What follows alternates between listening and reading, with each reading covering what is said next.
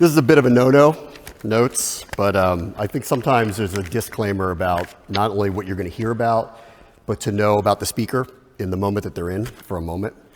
I came very close to not coming today because there was something that happened in our family over the last week that's taken our attention away from really everything.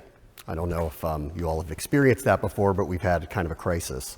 I've really looked forward to doing this. I did not want to not come, and I certainly did not want to cancel on the great host that we have here. And this is an incredible opportunity, but I need a crutch today because my mind has been elsewhere. So to tell this story, and it's a good one, and it's a fun one, I need a little help. So I hope you all will indulge me, stay with me, and I hope you got some football fans in here because I'm going to tell you a football story that you're not going to like. My favorite game of the year was not the loss to the Cowboys, although it had an ending that's not unlike the one that was one of my favorites of the year, because this was a really unusual year. I got to call a Hail Mary. For anybody who is a football fan here, you know what that is, right? For anybody who is not a football fan, I'm going to tell you what it is because you won't understand the story if I don't tell you what it is. But a Hail Mary in a football game is a play. It's the last play of the game. Your team is down by at least 6 points. There's an opportunity to win the game or tie the game at the very end, but you need a miracle to happen. You're very far away from the end zone. You really only have one choice. You chuck it up and you pray. And this happened last year at a home game against the Chicago Bears. The Commanders won this way. It was the first time in the 90-plus year history of the team that it had ever happened. And I was very privileged to be the person who got to call this. And I'll tell you about that experience in a moment. The game was really hyped. The Commanders had a really poor season the year before, hadn't won very much. Chicago Bears were their opponent, same thing. They drafted number 1 and number 2 in the NFL draft, and they both took quarterbacks. One of them, who the Bears took, the first overall pick, his name was Caleb Williams. He's from Washington, D.C. He's a prodigy, and he had won the Heisman Trophy 2 years earlier, which is the best college football player in the country. That's how close Washington was to selecting a homegrown prodigy to be their franchise quarterback. The Commanders also selected a quarterback in the draft. His name is Jayden Daniels. He had won the most recent Heisman Trophy, and this was the first time that they were going to play each other.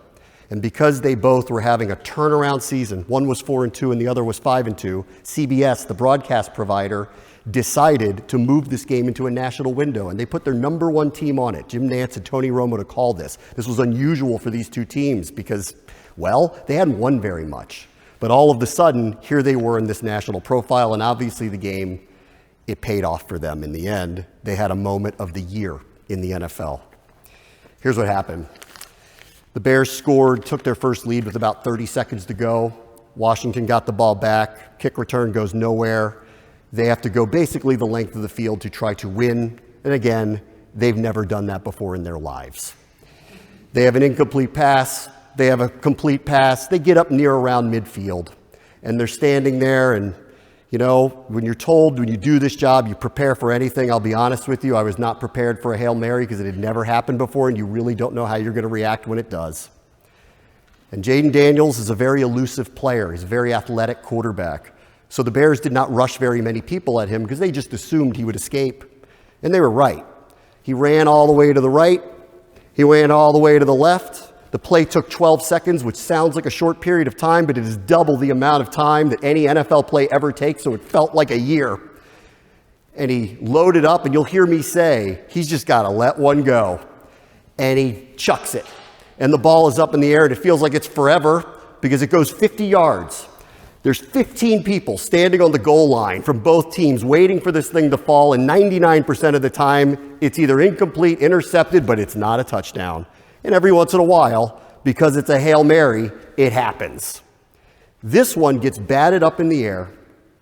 2 yards behind all of these people happens to be a receiver by the name of Noah Brown that no one is near. And like some kind of divine intervention, the ball was handed to him like someone handed him a baby. It was the easiest catch anyone could have ever made in a situation like this. It was shocking. The place went crazy. The look on people's eyes. It was bedlam, sheer joy. I didn't know what to do. Nobody knew what to do. There's a camera on us in the booth, me and London Fletcher, who happens to be a Hall of Fame-bound linebacker who calls the games with me. And they use this camera. We're not allowed to show this live because that would be against NFL broadcast rules, but we use this camera to cut tape of the plays that happened in the game the day before. And the team uses a split screen to put up the play that you see and us calling it, and they put it out on social media, just as content creation, right? And in this play, I didn't know what you'd see. I didn't know what I'd see. Because after the game ended, and after this had occurred, and after we had kind of calmed down from seeing euphoric shock, you go down to the locker room to talk to the team. And the team gets what's called a cooling off period by NFL rules. After every game, for about 15 to 20 minutes, the locker room's closed.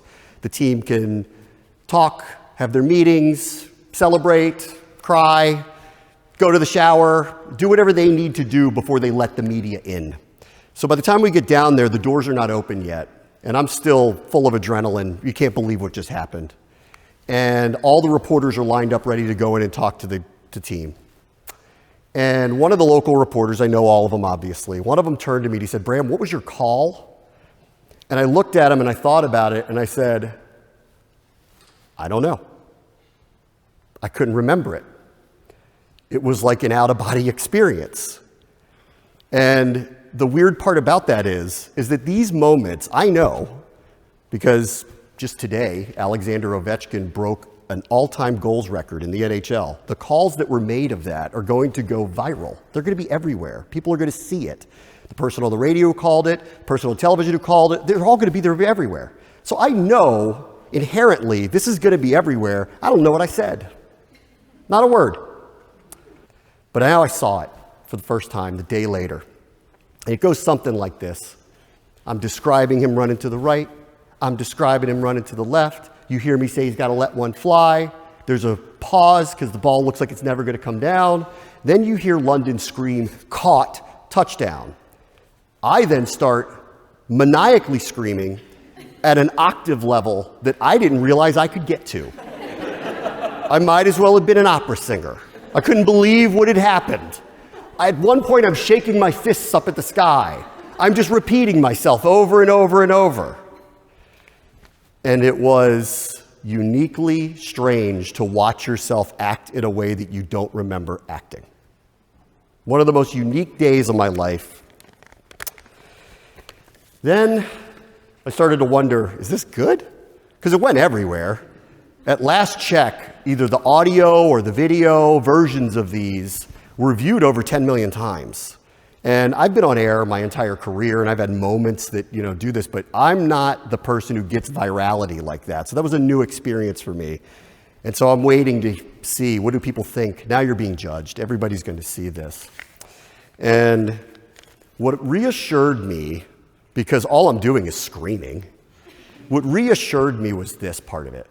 So fans, after moments like this, also tend to post videos of themselves, whether they were at the game, at home, at a bar, taping themselves in these moments, and they post their reactions. I saw hundreds of them. They all looked like me. All of them. It didn't matter where they, unless you were a Bears fan. All of them. The Bears fans looked like they were going to jump out of a window. Everyone else looked like me. Everybody. And that was really reassuring. I heard the Colonel talking earlier about your why. And I have a why for why I wanted to do this job. I wanted to do it when I was a child. I used to sit in front of the TV and pretend to call their games. It's unusual that I get to do this. I'm one of 32 in the world. I have a unique position. But I wanted to call their games. I love that team. I've watched every play that they've run my entire life. It was a dream job. But it was a dream job not just because I enjoyed doing it, because it was part of my personality. It was how I connected with my community. It was how I connected with my friends. It was how I connected with my family. Football and that team were part of my identity as a young person. I liked how the community came together. It was easy to like them then, because in the 80s and the 90s, they won a ton. They went to 4 Super Bowls and they won 3 of them. It was hard not to like them.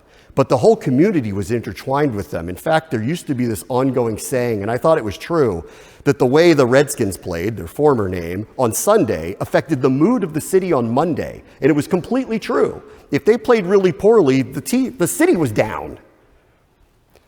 When they won, we shut down school systems to all celebrate together. That's how important they were. They were a cultural touch point in everything that we did. And I loved that. Loved it.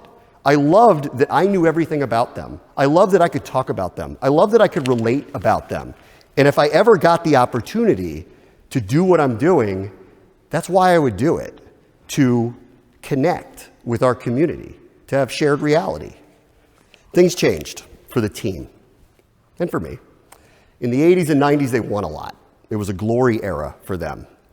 In the years that I've been a professional, it has been the utter opposite of it until very, very recently. There were a number of years where they became a dysfunctional team that just lost a lot. They would hire and fire coaches. They would move players in and out. They just didn't win very much.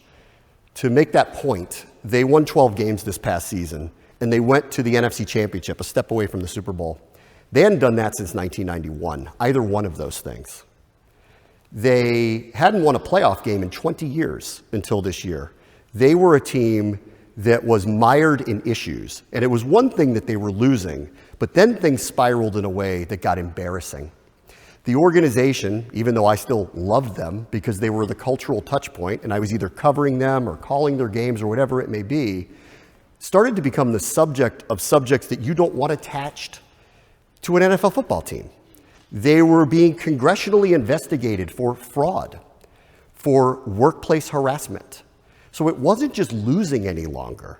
They ultimately were forced to change their name twice. Second one they chose to do. But the point is, this was not something that I think everybody in our community was wrapping their arms around the way they used to. But invariably, because I worked for the team, I would do events, panels, have moments with fans, and I would talk to them. And the same thing would happen every time, every single time. Somebody would start the question and answer by asking something about the team. What do you think of this quarterback? What do you think of that move? Do you think they're going to beat the Cowboys this year? And then somebody would ask something about all the other stuff, and the air would go out of the room. And it was hard to answer or represent how any of that would connect again. But what I always saw in those moments, even through all the dysfunction, was there was no apathy. There was anger. People wanted it back. They didn't care if they won the Super Bowl. They just wanted to watch them on a Sunday and be proud of them. They wanted to talk to their friends about them. They didn't want to be embarrassed by it. They wanted to love them again because it was important to them. And it became clear that it always was, and everyone was just waiting for it to come back around and be something you can wrap your arms on. And this past year that happened because the Hail Mary wasn't the only crazy game that they had. They had a lot of momentous moments, and I already told you what they did by going as far as they did. The Hail Mary itself, though, to me, kind of symbolized the rebirth. It was an outpouring of emotion. We were all kind of shocked that it happened. There was disbelief that this was occurring. And then when these wins started piling up, there was this new normal and an outpouring of emotion that reminded everybody of how good this can be and what this means to everybody and how we can connect to one another in our community.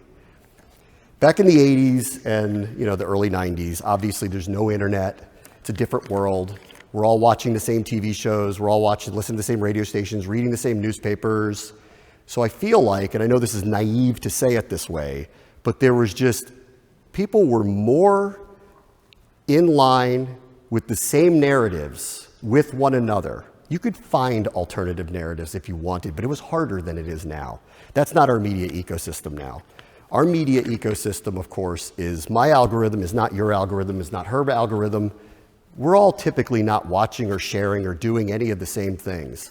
But every once in a while, like this Hail Mary, something happens where we're all there literally at the same time. This moment was shared millions and millions of times, and I hear about it everywhere I go. It's connective, it's cathartic, and it's a way to reconnect with the community, and that's my favorite part of my job. I'm only the third person to have this position since 1979, so I take it extremely seriously. It's the job I never want to lose. It's the job I always want to be with. But my job isn't to just call the game. My job is to connect to the fan base and to connect to our community. And when I watch this clip, I see it. Technically, as a broadcaster, it's really bad. Because when you first see it, remember, I'm on the radio. You can't see it. You're driving in your car. All you will hear is indiscriminate screaming at the end of a game of people talking over to one another. You know we won, but there's no way you know how we won because we're just screaming and yelling like maniacs. But when you watch it, it's pitch perfect. It's exactly what everybody was feeling at the same time. And that, to me, is what I'm most proud of. Because even if no one's going to put me in the Broadcasting Hall of Fame for what that clip is, I did what I intended to do from when I was a child. I helped bring us together, even if it was just for a moment. Thank you.